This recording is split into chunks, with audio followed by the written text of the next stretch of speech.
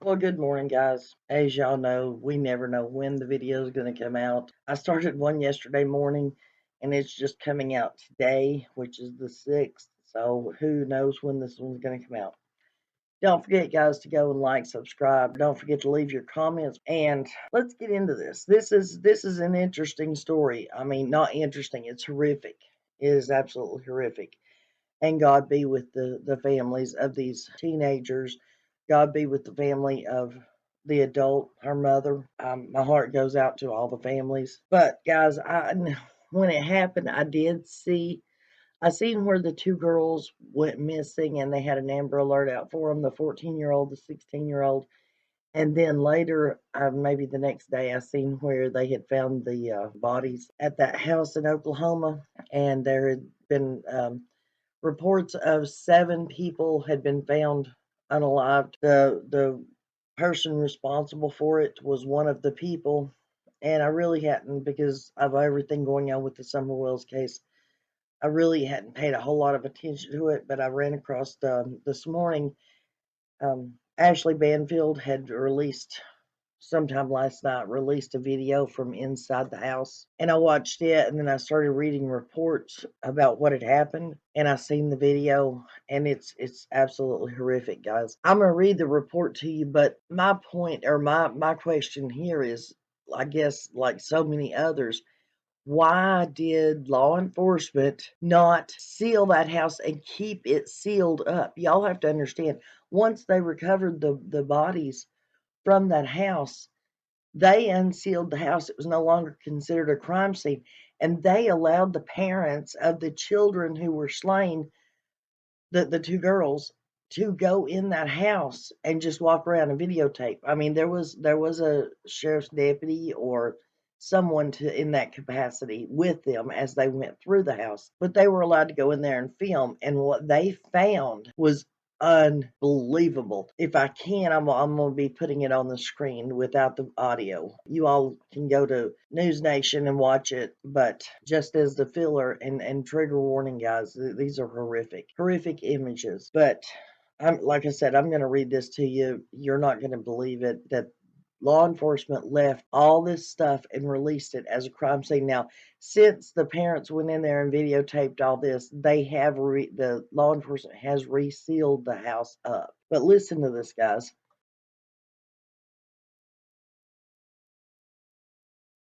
It says Slumber Party Massacre video from inside House of Horrors, and it's by Ashley Banfield, of course.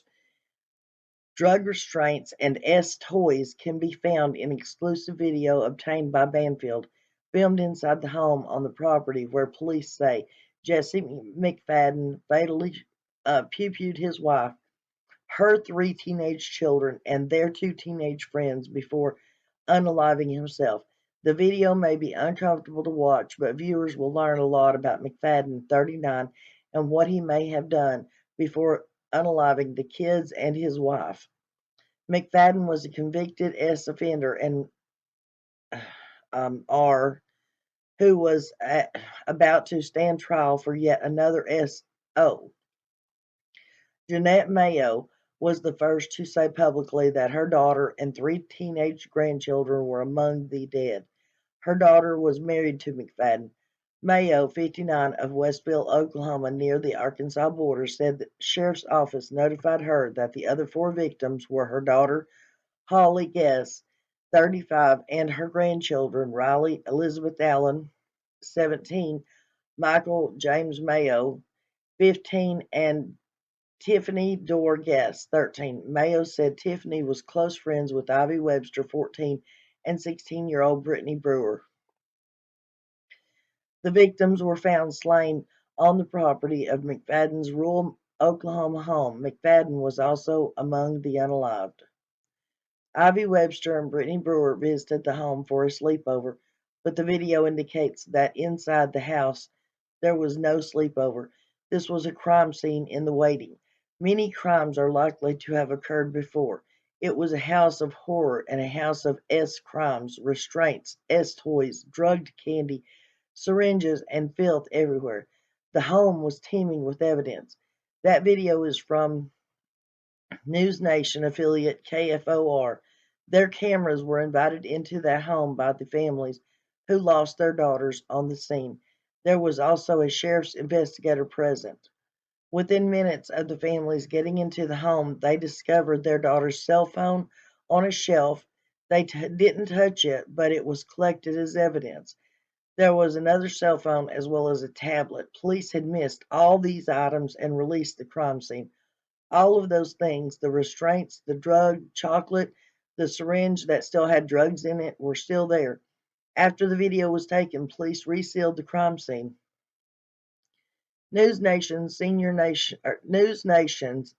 national correspondent Brian Eaton joined Banfield to discuss exclusive video filmed inside the home.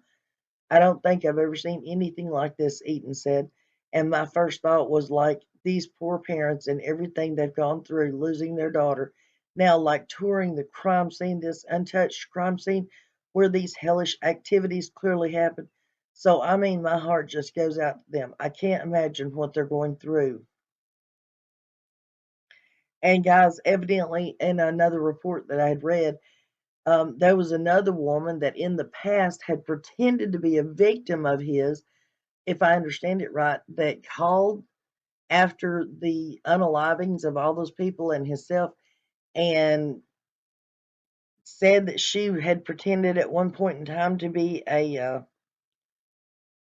victim of his. Hang on, let me jump to there's another report, like I said. Let me jump to the bottom down here where it says it. Okay, right here it says, I'm angry with the system. This is one of the fathers speaking, one of the fathers of the girls. It says, I'm angry with the system, and I think everybody in this whole country should be angry with the system.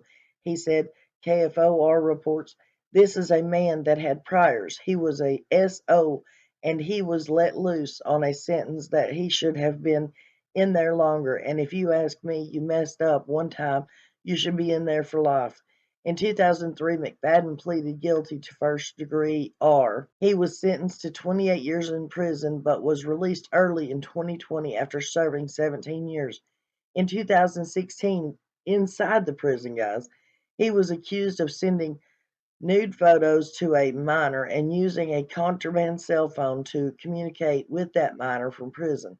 Those allegations led to charges of soliciting S conduct and communication with a minor by the use of technology and another count of possessing child pictures. McFadden was supposed to appear in court on Monday to face trial for those charges. Holly Guess's mother, Jan Mayo, said she and her family never liked McFadden, who she called a con man, who lied about his past crimes. She told the Tulsa World her daughter was a victim, she said. My daughter would never do anything to harm her children, Mayo said. The Tulsa World reports she was not an accomplice in this. McFadden even went so far as to have a woman pretending to be the victim of the 2003 R called to tell Mayo the real story. Oh, so he set this up before it happened and had her call his mother in law after he unalived everybody to tell her what really happened. He even set up a fake Facebook page for this person.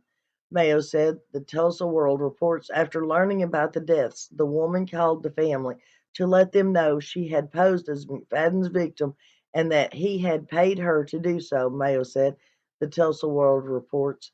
Isn't that some crap, guys? Somebody needs to find that woman. I don't care if he did pay her. She's just as guilty of torturing these families and stuff as he is of doing it, almost as guilty. She's an accomplice, and she should not be allowed to get away with it. She should be punished. Guys, check out the story. Check out, Ashley Banfield and Brian Eaton, where they do the reports on this. And this is just a horrific story, and I hope that this woman gets caught and gets put in jail also.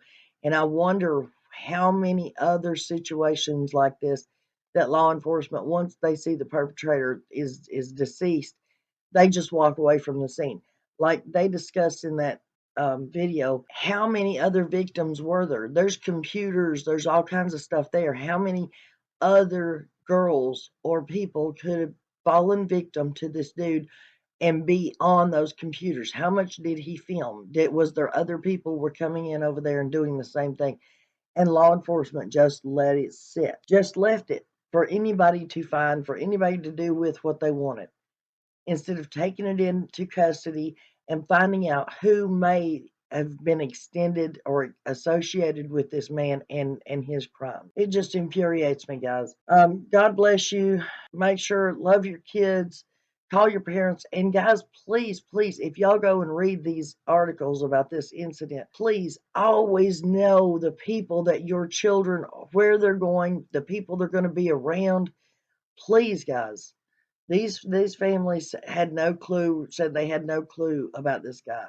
They had met him a couple of times and but everything was normally okay. Can't do that, guys. You got to know who your kids are going to be around. You have to. I'll see you on the next video.